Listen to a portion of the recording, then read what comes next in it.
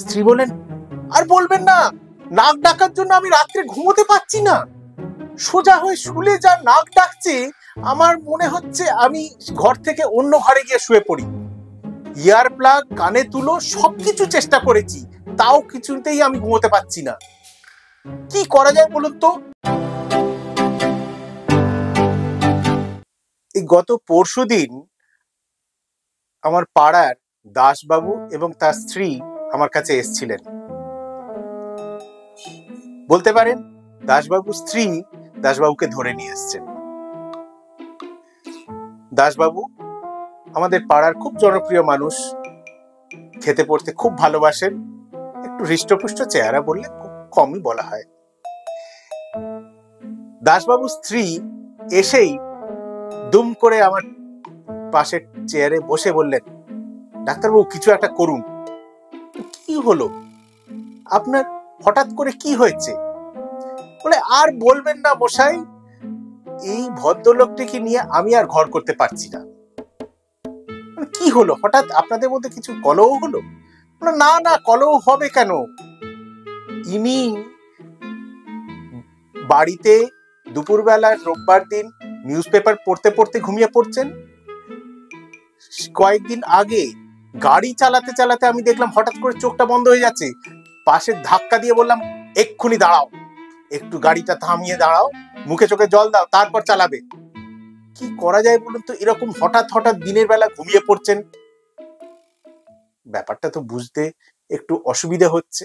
আমি একটু চিন্তা করে জিজ্ঞেস করলাম, আচ্ছা দাসবাবু কি নাক ডাকেন রাত্রির বেলা? স্ত্রী বলেন, আর বলবেন না, নাক ডাকার জন্য আমি রাত্রে ঘুমোতে পারছি না। সোজা হয়ে শুলে যা নাক ডাকছে, আমার মনে হচ্ছে আমি ঘর থেকে অন্য ঘরে গিয়ে শুয়ে পড়ি। ইয়ার প্লাগ, কানে তুলো, সবকিছু চেষ্টা করেছি, তাও কিছুতেই আমি ঘুমোতে পারছি না। কি করা যায় বলুন তো? আমি না একটু মুচকি হেসে ভাবলাম, এইবার বুঝতে পারছি কি কারণ। এই নাক ডাকাটা আসলে কি? দাসবাবুর স্ত্রীকে বললাম, দাসবাবু কিন্তু রাত্রিরে বেশ ভালো মটন, লুচি এইসব খেয়ে ঘুমোচ্ছেন। হ্যাঁ, খেতে বড্ড ভালোবাসেন, সঙ্গে না এক পেগ একটু ওইটাও খান।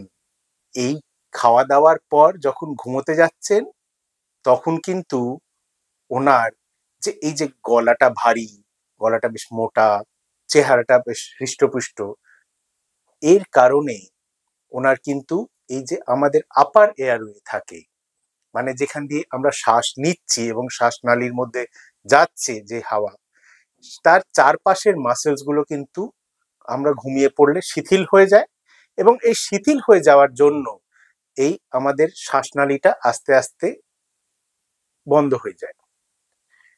যেই শ্বাসনালীটা বন্ধ হয়ে যায়, তখন আমরা শ্বাস নিতে পারি না।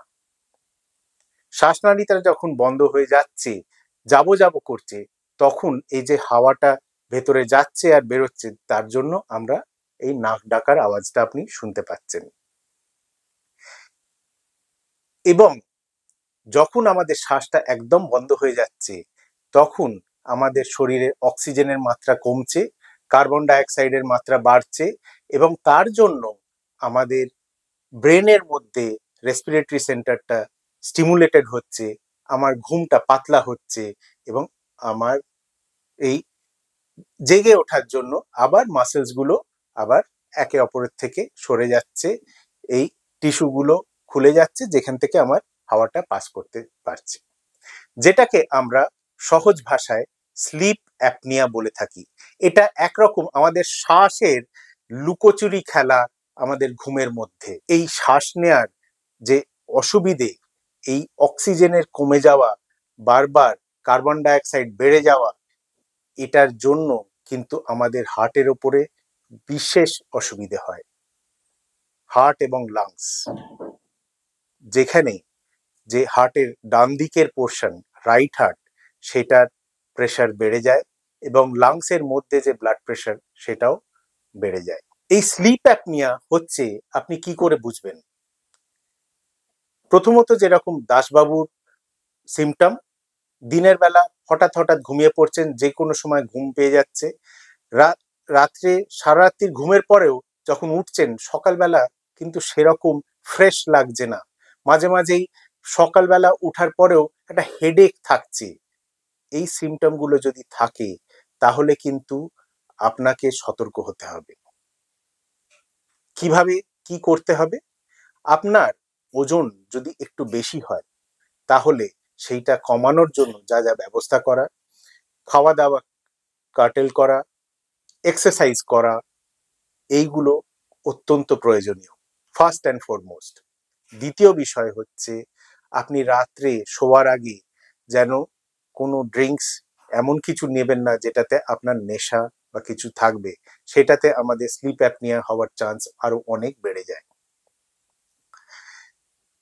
3 নম্বর জিনিস হচ্ছে, যদি এইগুলো দিয়েও আপনার সিমটম কমছে না, আপনার প্রবলেমগুলো বেশি থাকছে, ডাক্তারের পরামর্শ নিন এবং কিছু টেস্ট করা হয় যেটাকে আমরা স্লিপ স্টাডি বলি, এবং তারপরে সেটা কনফার্ম হলে, ডায়াগনোসিস কনফার্ম হলে আমরা সিপ্যাপ মেশিন প্রেসক্রাইব করে থাকি, যেটা নিয়ে রাত্রে যদি আপনি শোন তাহলে আপনার এই যে শ্বাসনালীর মধ্যে হাওয়ার যে প্রেশারটা সেটা বাড়িয়ে রাখা হয় এবং তাতে আপনার স্নোরিংটাও কমে যায় এবং আপনার স্লিপ অ্যাপনিয়াটাও হবে না।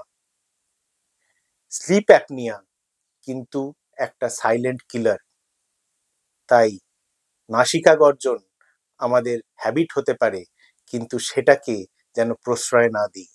নমস্কার।